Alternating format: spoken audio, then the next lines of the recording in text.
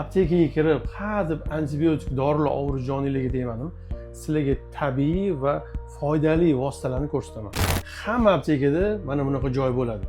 Men sizlarga hozir bitta bularning foydasi va nimaga qo'llanilishini aytib o'taman. Yuz terisida muammo bo'lyaptimi? Zaytun yog'i. Ortiqcha vazn qiynayaptimi? Qovoq yog'i. O't tufayligidagi muammolar, tosh, polip, sarimsoq yog'i. Atopik dermatit, teridagi allergiyalar qiynayaptimi? Achchiq bodom yog'i. Qoniz kamayib ketdimi?